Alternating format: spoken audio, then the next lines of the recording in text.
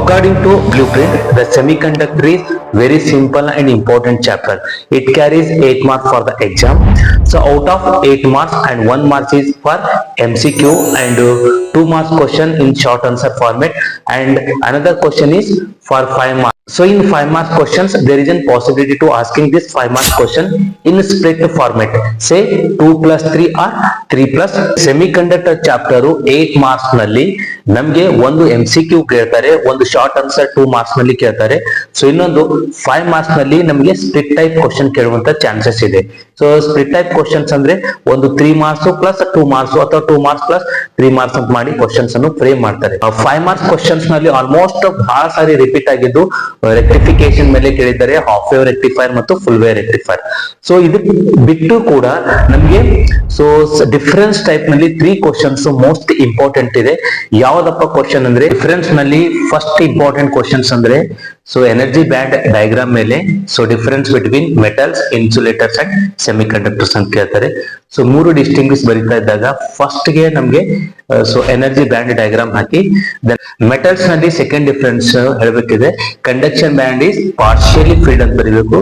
So insulator ನಲ್ಲಿ conduction band is empty and semiconductor ನಲ್ಲಿ so at 0 Kelvin temperature this conduction band is empty ಅಂತ ಬರೀಬೇಕು.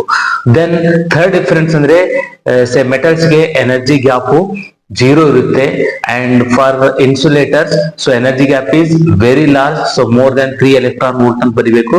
and third semiconductors ಗೆ so energy gap is less than 3 electron volt. Intrinsic and extrinsic semiconductor difference.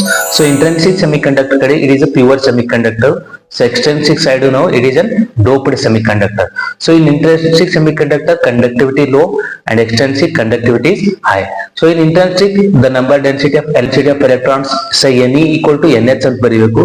So extrinsic ನಲ್ಲಿ Ne is not equal to NH ಅಂತ ಬರೀಬೇಕು. Then so intrinsic ನಲ್ಲಿ the conductivity only depends on temperature. So extrinsic semiconductor ನಲ್ಲಿ conductivity depends on both doping and the temperature.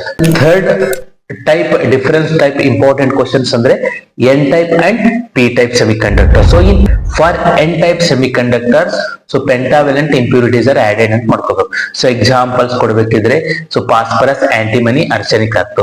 So P type ನಲ್ಲಿ ನಾವು ಬರೀಬೇಕಿದ್ರೆ so trivalent impurities are added. Second examples ನೀವು ಕೊಟ್ಟರೆ ಇಲ್ಲಿ ಅಲ್ಯೂಮಿನಿಯಂ, ಇಂಡಿಯಂ, ಗ್ಯಾಲಿಯಂ, ಬೋರಾನ್ ಅಂತ ಕೊಡಬಹುದು. The next in N type ನಲ್ಲಿ majority charge carriers are electrons ಅಂತ ಬಂದ್ರೆ ಸಾಕು. ಸೊ ಪಿ ಟೈಪ್ ನಲ್ಲಿ so the majority charge carriers are the holes. ಬೇಕಾದ್ರೆ N is much more than N H ಅಂತ ಮಾಡ್ಕೋಬೇಕು. ಪಿ ಟೈಪ್ ನಲ್ಲಿ N H is much more than N E ಅಂತ ಬರೆದ್ರು ಸಾಕು.